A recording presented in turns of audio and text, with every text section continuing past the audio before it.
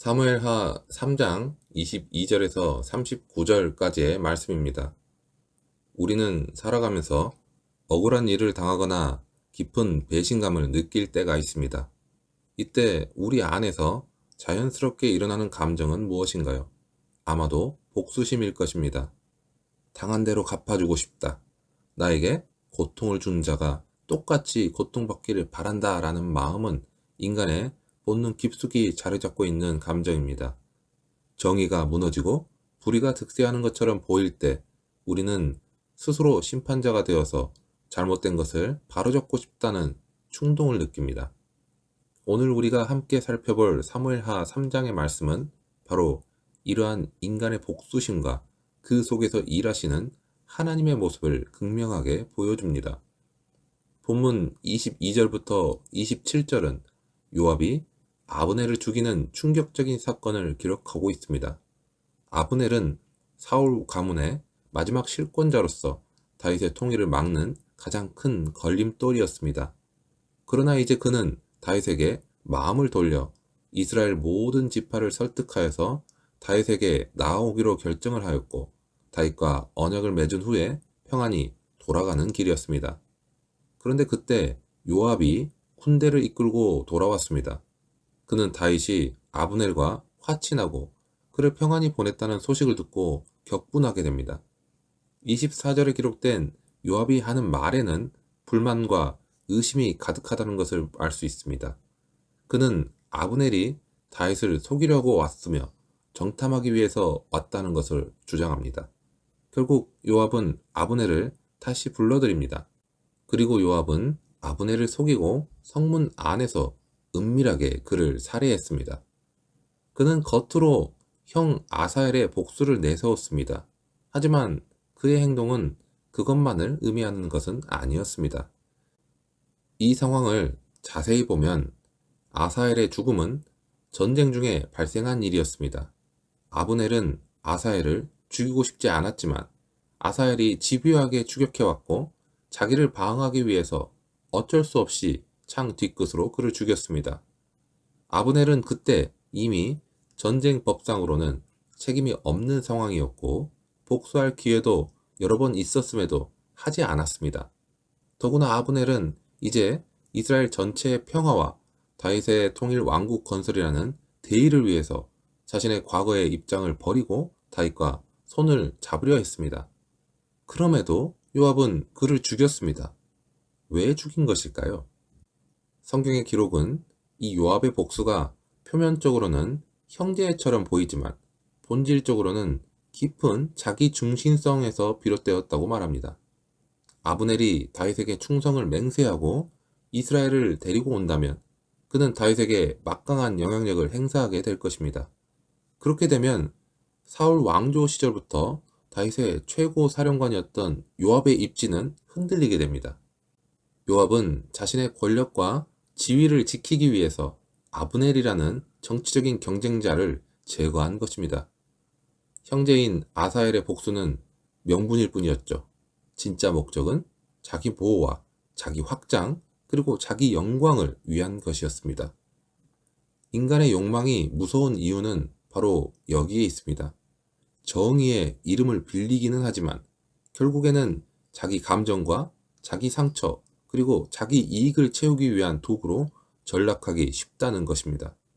우리가 정의라고 외치며 누군가를 향해서 복수의 칼날을 갈 때 과연 순수하게 하나님의 공의만을 위한 것인지 아니면 그 속에 상한 자존심과 빼앗긴 어떤 기회와 무시당한 자존심과 같은 자기 영광을 위한 욕망이 숨어 있는 것은 아닐까요?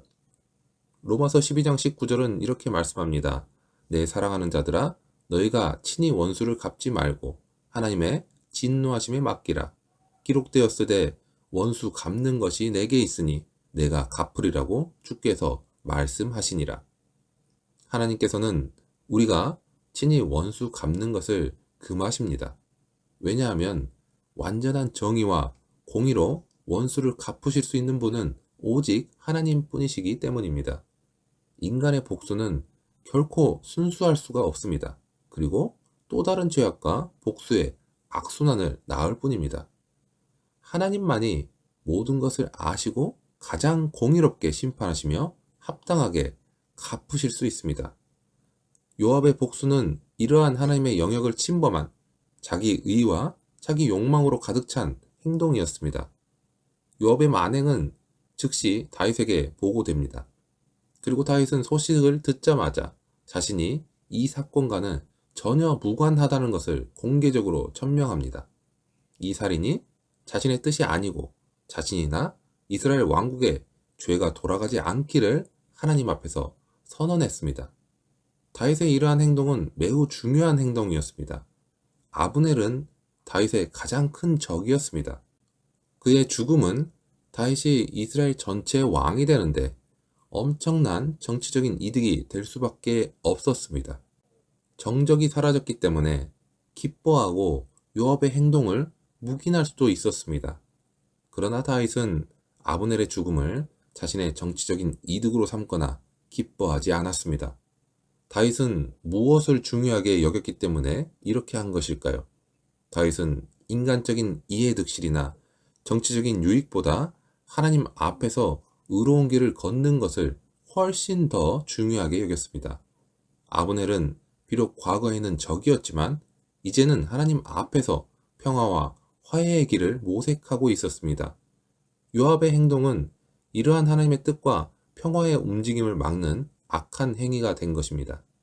다윗은 이 악한 행위가 가져올 부정적인 결과뿐만이 아니라 그 행동 자체의 죄악성을 하나님 앞에서 분명하게 인식했습니다.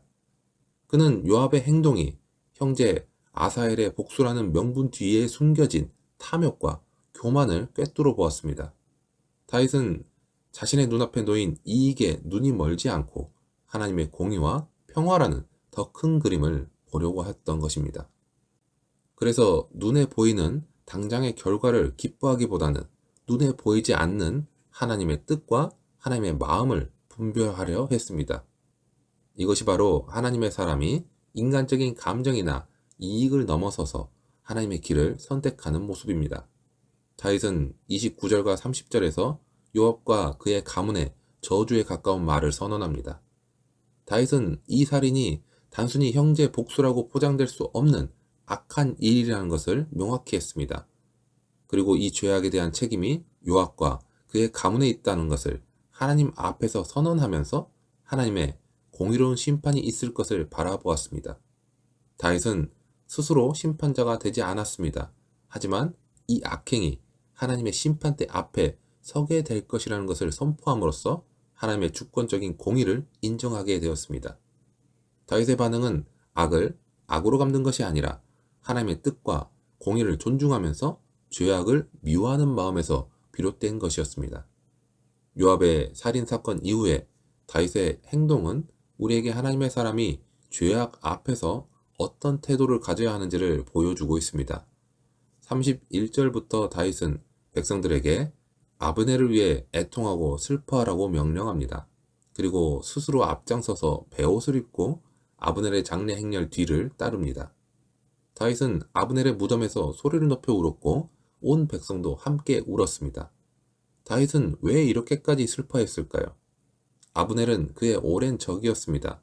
그러나 다윗의 슬픔은 단순히 죽은 정적에 대한 정치적인 애도가 아니었습니다. 그의 슬픔은 이 땅에 만연한 죄악과 폭력 그리고 평화가 깨어진 현실에 대한 깊은 애통이었습니다.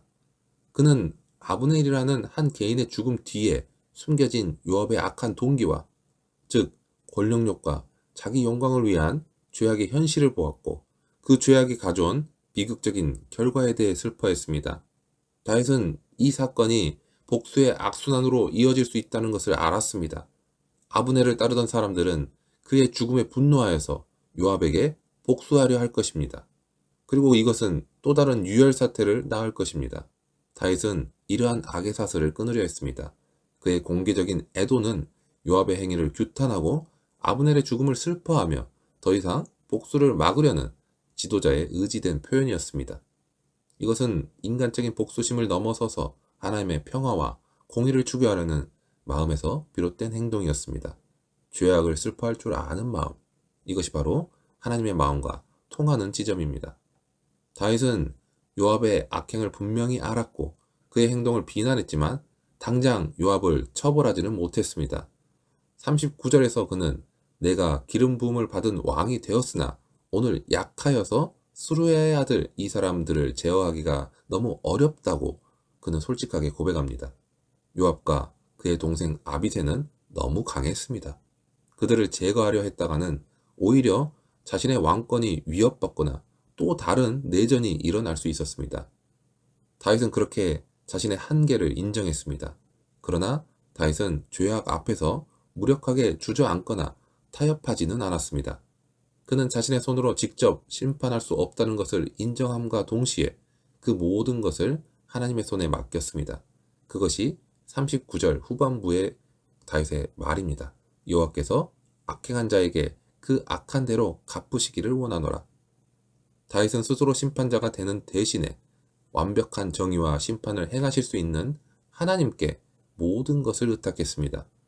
그는 하나님의 심판이 반드시 임할 것이라는 확고한 신뢰를 가지고 있었습니다. 우리가 때로 이 세상에서 불의가 득세하고 악인이 형통하는 것처럼 보일 때 우리는 실망하고 좌절하며 스스로 정의를 실현하려 하거나 불평하게 됩니다. 이때 다윗의 태도는 우리에게 중요한 교훈을 줍니다. 시편 37편 7절은 이렇게 권면합니다. 여호와 앞에 잠잠하고 참고 기다리라. 자기 길이 형통하며 악한 꾀를 이루는 자 때문에 불평하지 말지어다. 다윗은 잠잠히 하나님을 기다렸습니다. 그는 악인의 일시적인 형통함 때문에 불평하거나 낙심하지 않았습니다. 그는 악행한 자에게 반드시 그 악한 대로 갚으시는 하나님, 모든 것을 합당하게 심판하시는 하나님의 공의를 굳게 신뢰했습니다. 다윗의 이러한 신뢰는 그의 마음을 지키게 한 것입니다.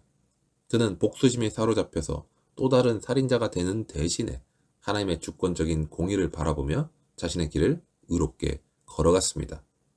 인간적인 힘으로는 당장 해결할 수 없는 문제 앞에서 하나님께 모든 것을 맡기며 인내한 것입니다.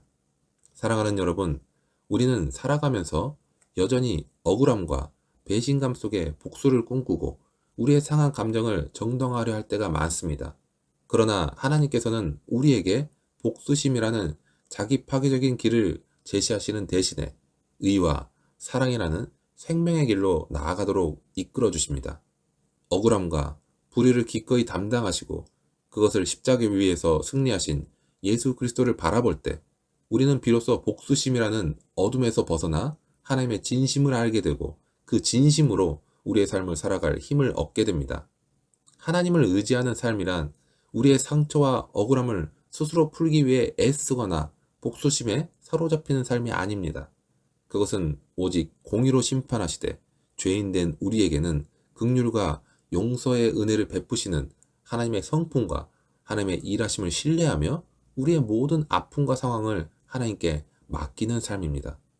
복수심보다 강한 하나님의 진심, 곧 예수 그리스도 안에 나타난 하나님의 공의와 사랑을 붙들고 그 진심으로 세상을 향해 나아가는 우리 모두가 되기를 주님의 이름으로 간절히 축원합니다.